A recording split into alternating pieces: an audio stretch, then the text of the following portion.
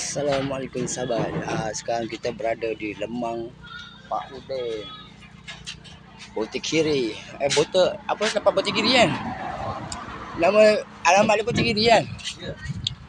Botek kiri Perak. Kalau daripada Ipoh sebelah kiri. Simpang sebelah kiri, Simpang 4 botek. Kalau daripada Manjung sebelah kanan. Alamak. Power dia punya lah. Jagung dia sedap. Memang original dia pun sedap. Inilah. Jom. Ni secara, janganlah tunjuk secara proses. Ni adik ni. Adik nama apa ni? Tengah proses susah dia baik. Ni pakar kan. Orang lama.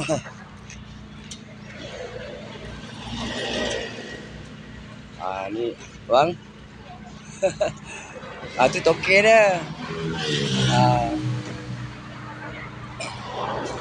Kalau lalu kat sini dari Ipoh nak ke Lumut tu dia sebelah kiri, Simpang 4 botol. Dari Manjung ke Ipoh sebelah kanan. Dalam lebih kurang dalam 100 meter lah dari simpang lah. Dari simpang 100 meter dah sini.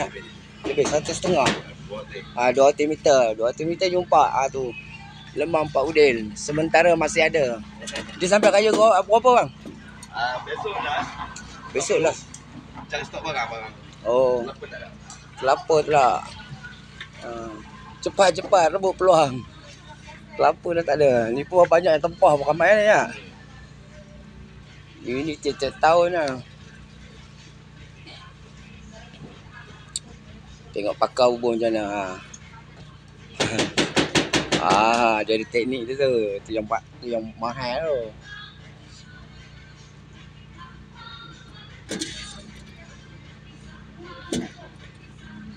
Okay.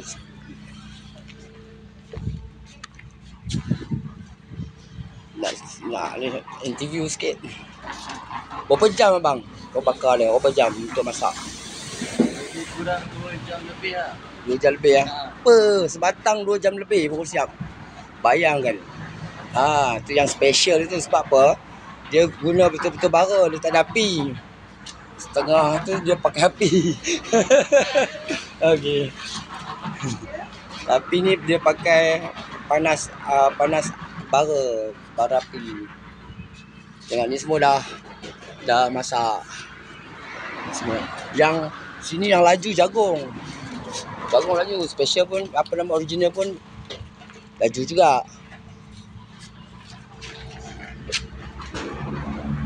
Okey, semua dah siap. Terima kasih bang. Lemang Pak Udin. Okey, sahabat. Ni cerita dia sedapnya. Sempoi lemang botek. Orang botek ni lemang Pak Udin. Kalau dari Ipoh tu sebelah kiri, Simpang 4 dalam 200 meter sampai dia. Kalau daripada Manjung sebelah kanan. Kalau sampai Simpang 4 botek kiri lah. Datanglah beramai-ramai sebelum terlambat sebab esok 40 batang lah esok. Sebab apa? Nak cari barang. Sebab santan tak ada. Ni cerita santan tak ada. InsyaAllah sahabat datang jangan tak